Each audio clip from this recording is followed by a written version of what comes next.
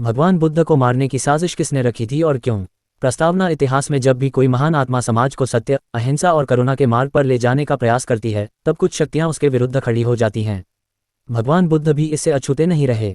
उनके उपदेशों ने उस समय के सामाजिक ढांचे, कर्मकांड और अंधविश्वासों को गहराई से चुनौती दी थी। यही कारण था कि उनके जीवन काल में ही कुछ लोग उनके विरोधी बन गए और कई बार उन्हें मारने की साजिश भी रची गई।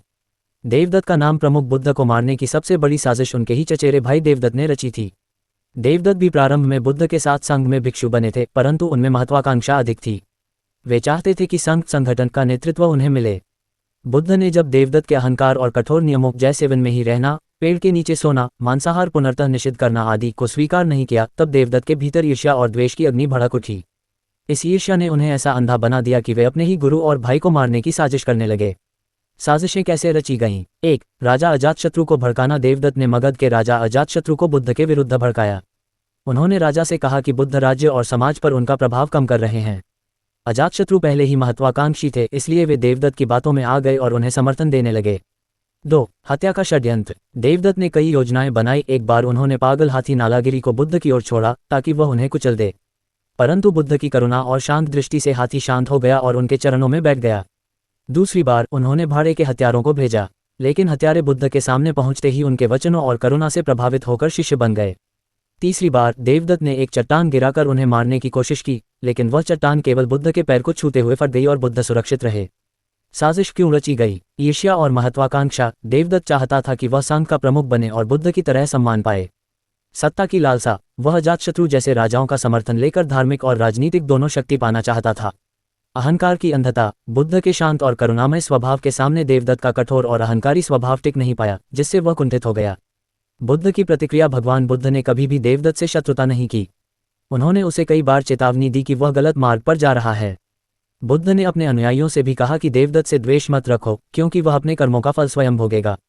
बुद्ध ने ये दिखाया कि घृणा से घृणा शांत नहीं होती, केवल प्रेम और करुणा से ही घृणा मिटती है। परिणाम: देवदत्त की हर साजिश असफल रही। अंततः वह बीमार पड़ा और पश्चाताप से ग्रस्त होकर बुद्ध से क्षमा मांगना चाहता था, किंतु मृत्यु से पहले ही उसका देहांत हो गया। इस घटना ने यह सिद्ध किया कि सत्य और करुणा की रक्षा स्वयं प्रकृति करती है। ईर्ष्या और अहंकार मनुष्य को विनाश की ओर ले जाते हैं। निष्कर्ष: भगवान बुद्ध को मारने की साजिश उनके ही चचेरे भाई देवदत्त ने रखी थी। इसका कारण केवल उनकी महत्वाकांक्षा, ईर्ष्या और सत्ता की लालसा थी। लेकिन बुद्ध ने यह सिखाया कि हिंसा और साजिश का अंत दुख और विनाश में होता है, जबकि करुणा और सत्य का मार्ग अमर और अडिग रहता है।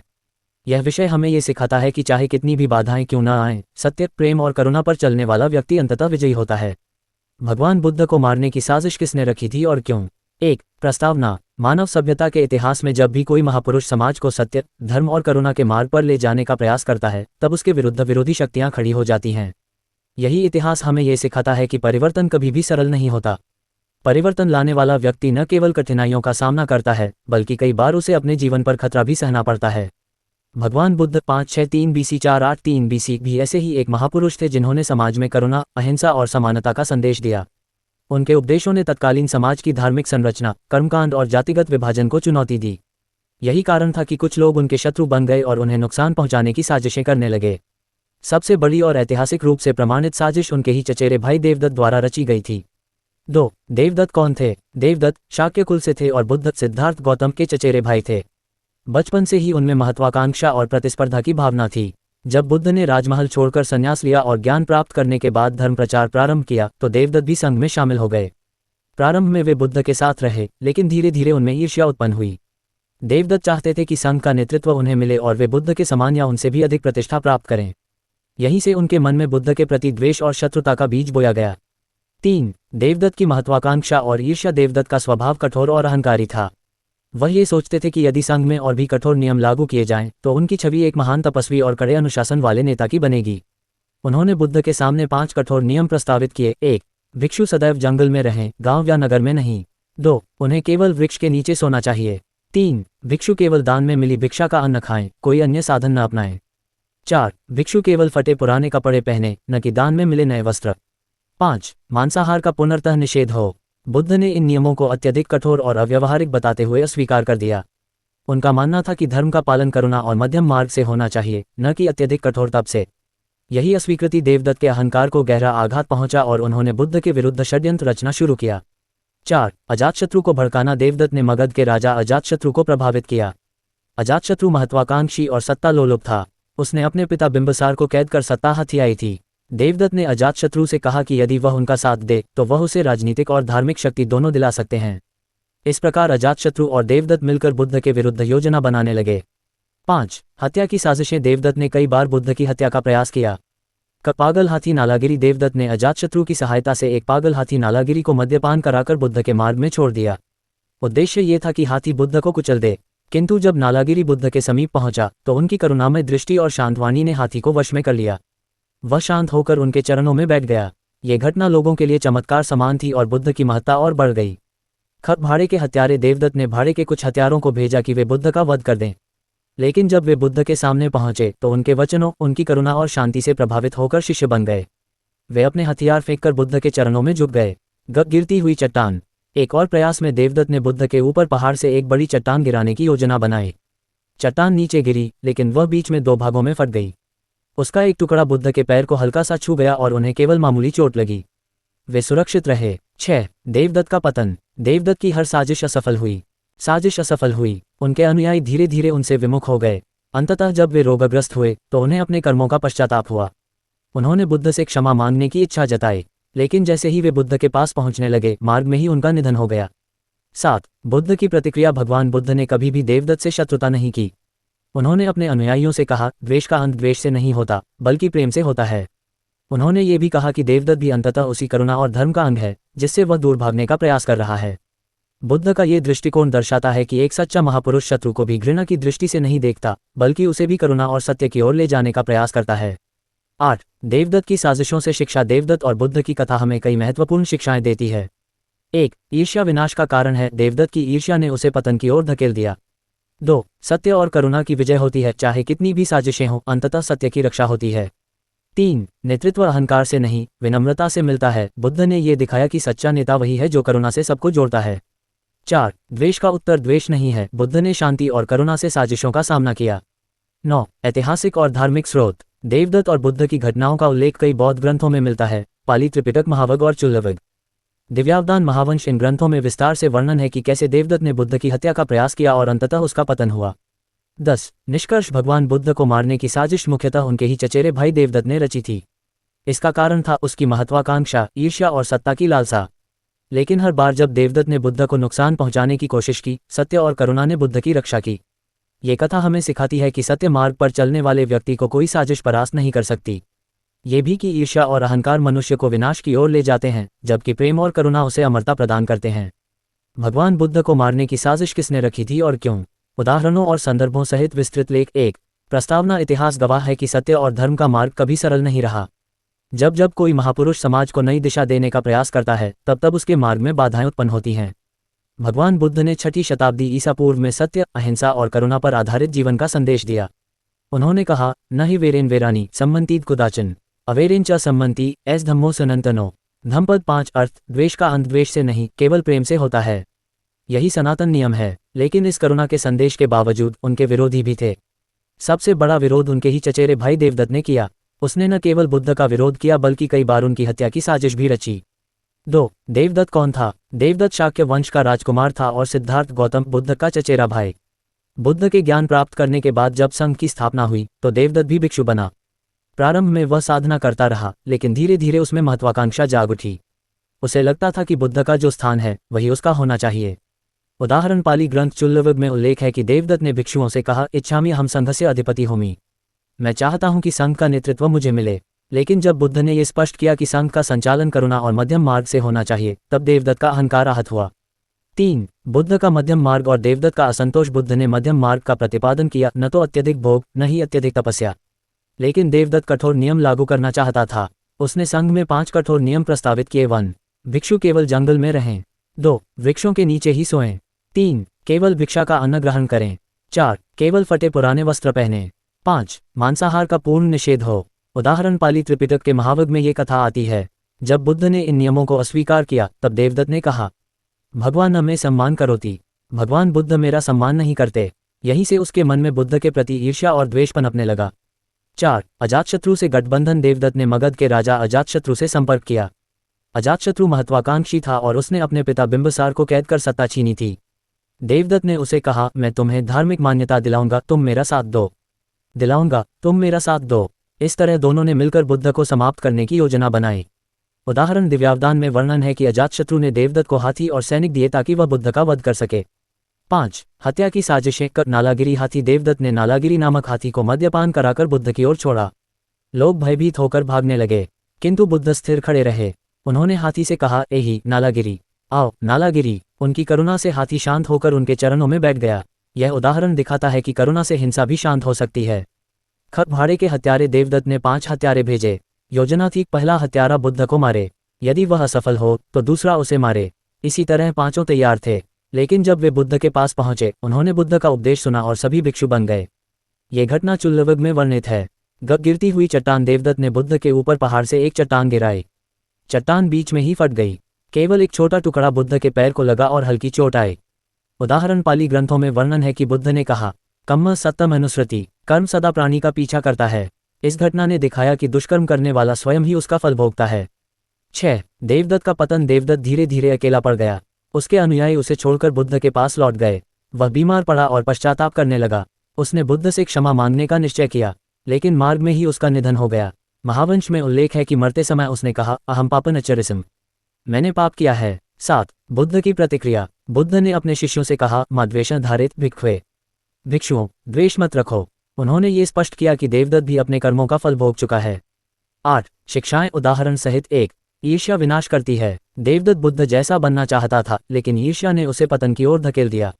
2. सत्य और करुणा की विजय होती है। हाथी नालागिरी का शांत होना इसका स्पष्ट उदाहरण है। 3. द्वेष का उत्तर द्वेष नहीं है। 5 हत्यारों का शिष्य बन जाना इसका प्रमाण है। 4. कर्म का फल निश्चित है। चट्टान गिराने की साजिश असफल होना और अंततः देवदत्त का पतन इसका उदाहरण है। 9. ग्रंथों में प्रमाण। धम्पत, द्वेष और करुणा पर बुद्ध के उपदेश। महावग और चुल्लवग। देवदत्त के षड्यंत्रों का विस्तृत वर्णन। दिव्यावदान, अजातशत्रु और देवदत्त की कथाएं। महावंश, देवदत्त के पतन और मृत्यु का उल्लेख। 10. निष्कर्ष। भगवान बुद्ध को मारने की साजिश उनके चचेरे भाई देवदत्त ने रखी थी। कारण थे सत्ता की लालसा, ईर्ष्या और अहंकार, लेकिन हर बार करुणा और सत्य ने बुद्ध की रक्षा की। ये घटना हमें सिखाती है कि सत्य और करुणा अजेय हैं। ईर्ष्या और अहंकार मनुष्य को विनाश की ओर ले जाते हैं। जो दूसरों के लिए गड्ढा खोदता है वही उसमें गिरता है। भगवान बुद्ध को मारने की साजिश किसने रखी थी और क्यों? एक विस्तृत विवेचन। भाग 1। प्रस्तावना। मानव इतिहास इस बात का साक्षी है कि जब भी कोई महान पुरुष समाज को सही दिशा दिखाने का प्रयास करता है, तब उसे अनेक प्रकार की चुनौतियों का सामना करना पड़ता है। सत्य का मार्ग सरल नहीं होता, क्योंकि वह प्रचलित कुरीतियों, अंधविश्वासों और अन्यायपूर्ण व्यवस्थाओं को चुनौती देता है। भगवान बुद्ध भी ऐसे ही महापुरुष थे। उन्होंने 6ठी शताब्दी ईसा पूर्व में एक ऐसे समाज को नया दृष्टिकोण दिया जो जाति, बलि प्रथा, यज्ञ, कर्मकांड और रूढ़ियों में जकड़ा हुआ था। उन्होंने कहा कि मानव का मूल्य उसकी जाति से नहीं, बल्कि उसके कर्म और आचरण से होता है। बुद्ध का ये संदेश समाज में क्रांति का स्वरूप ले रहा था। उनकी लोकप्रियता दिन प्रतिदिन बढ़ रही थी। लोग उनका अनुसरण करने लगे। ऐसे में स्वाभाविक था कि जिनके स्वार्थ और सत्ता पर इसका प्रभाव पड़ रहा था, वे उनके विरोधी बन गए। सबसे बड़ा और प्रसिद्ध षड्यंत्र उनके अपने ही चचेरे भाई देवदत्त ने रचा। भाग 2। देवदत्त का परिचय। देवदत्त शाक्य कुल के राजकुमार और सिद्धार्थ गौतम बुद्ध के चचेरे भाई थे। प्रारंभिक जीवन में वे भी राजकुमार की भांति ऐश्वर्य में पले बढ़े। बुद्ध के ज्ञान प्राप्ति के बाद जब संघ की स्थापना हुई तो देवदत्त भी भिक्षु बने। प्रारंभ में उन्होंने संघ में कठोर तप किया और कुछ लोगों पर अपनी छवि बनाई, किंतु धीरे धीरे उनके भीतर अत्यधिक महत्वाकांक्षा और ईर्ष्या पनपने लगी। उन्हें लगा कि जिस स्थान पर आज बुद्ध हैं, वही स्थान उनका होना चाहिए। भाग 3। बुद्ध के सिद्धांत और देवदत्त का असंतोष। बुद्ध ने मध्यम मार्ग, मिडिल पाथ का प्रतिपादन किया। उन्होंने कहा कि न तो अत्यधिक भोग विलास उचित है और न ही अत्यधिक कठोर तप। जीवन का सच्चा मार्ग संतुलन में है। लेकिन देवदत्त को यह दृष्टिकोण पसंद नहीं था। वे चाहते थे कि भिक्षु कठोर तप करें ताकि वे महान त्यागी कहलाएं और लोग उन्हें अधिक सम्मान दें। उन्होंने संघ में 5 कठोर नियम प्रस्तावित किए। 1. भिक्षु केवल जंगल में रहें। 2. वृक्षों के नीचे ही सोएं। 3. केवल भिक्षा का अन्न ग्रहण करें। 4. केवल फटे पुराने वस्त्र पहने।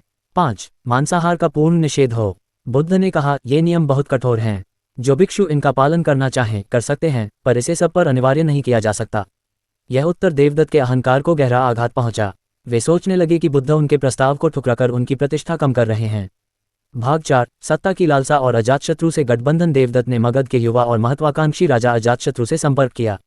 अजातशत्रु ने अपने पिता बिंबिसार को कैद कर सत्ता हासिल की थी।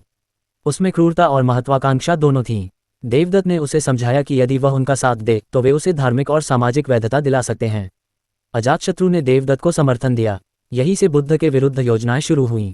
भाग 5 हत्या की साजिशें। देवदत्त ने बुद्ध को समाप्त करने के लिए कई योजनाएं बनाईं। नालागिरी हाथी। देवदत्त ने अजातशत्रु से कहा कि पागल हाथी नालागिरी को शराब पिलाकर बुद्ध के मार्ग में छोड़ दिया जाए। जब बुद्ध वहां से गुजरे तो हाथी दौड़ता हुआ उनकी ओर बढ़ा, किंतु बुद्ध ने शांति और करुणा से उसकी ओर देखा। हाथी शांत हो गया और उनके चरणों में बैठ गया। भाड़े के हत्यारे। देवदत्त ने भाड़े के कुछ गुंडों को भेजा। उन्होंने जैसे ही बुद्ध को देखा और उनके उपदेश सुने, वे प्रभावित हो गए और भिक्षु बन गए। गिरती हुई चट्टान। एक बार देवदत्त ने बुद्ध के ऊपर पहाड़ से चट्टान गिराई, लेकिन चट्टान बीच में ही फट गई। केवल एक छोटा टुकड़ा बुद्ध के पैर को लगा और हल्की चोट आई। भाग 6 देवदत्त का पतन। देवदत्त की हर योजना असफल रही। संघ में उनके अनुयायी कम होते गए। धीरे धीरे वे अकेले पड़ गए। अंततः रोगग्रस्त होकर वे पश्चाताप करने लगे और बुद्ध से क्षमा मांगने के लिए निकले, किंतु बुद्ध के पास पहुंचने से पहले ही उनकी मृत्यु हो गई। भाग 7 बुद्ध की प्रतिक्रिया। बुद्ध ने देवदत्त की हर साजिश का उत्तर करुणा से दिया।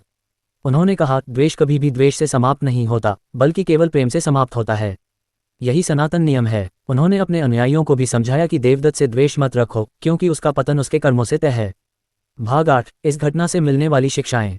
1 ईर्ष्या और अहंकार विनाश लाते हैं। देवदत्त इसका जीता जागता उदाहरण है। 2 सत्य और करुणा की शक्ति असीम है। बुद्ध बार बार साजिशों से सुरक्षित रहे। 3 नेतृत्व अहंकार से नहीं, करुणा से मिलता है। बुद्ध का संघ इसलिए सफल हुआ क्योंकि उसमें करुणा और समानता थी। 4 द्वेष का उत्तर द्वेष नहीं, ये बुद्ध का सबसे महान संदेश है। भाग 9 ग्रंथों में प्रमाण। देवदत्त और बुद्ध की घटनाओं का उल्लेख निम्नलिखित ग्रंथों में मिलता है। पाली त्रिपिटक, चुल्लवग, महावग, दिव्यावदान, महावंश। इनमें विस्तार से वर्णन है कि कैसे देवदत्त ने बुद्ध के जीवन पर खतरे डाले और अंततः पराजित हुए। भाग 10 निष्कर्ष। भगवान बुद्ध को मारने की साजिश उनके ही चचेरे भाई देवदत्त ने रची थी। कारण था उनकी महत्वाकांक्षा, ईर्ष्या और सत्ता की लालसा। लेकिन बुद्ध ने यह दिखाया कि सत्य की रक्षा स्वयं प्रकृति करती है। करुणा और प्रेम से ही घृणा और द्वेष समाप्त होते हैं। जो व्यक्ति दूसरों के लिए गड्ढा खोदता है, वही उसमें स्वयं गिरता है। अंतिम शिक्षा। देवदत्त का उदाहरण हमें यह सिखाता है कि सत्य और करुणा का मार्ग अडिग रहता है, चाहे कितनी भी साजिशें क्यों न हो। और यह भी कि ईर्ष्या और अहंकार मनुष्य को पतन के मार्ग पर ले जाते हैं। नमस्कार, मैं आपके लिए एक नया वीडियो लाया हूँ, जिसमें मैंने ये जानकारी दी है भगवान बुद्ध को मारने की साजिश किसने रखी और क्यों रखी। ये जानकारी आपको कैसी लगी है? अच्छी लगी है तो कमेंट बॉक्स में ज़रूर इसके बारे में अपनी राय ज़रूर बताएं, और अच्छी भी नहीं लगी है तब भी अपने विचार ज़रूर व्यक्त करें मैसेज बॉक्स में। और मेरे चैनल को शेयर कीजिए, फॉलो कीजिए, और आशा करता हूँ आप लोग अच्छे होंगे। और लास्ट में जय भीम, बाय बाय।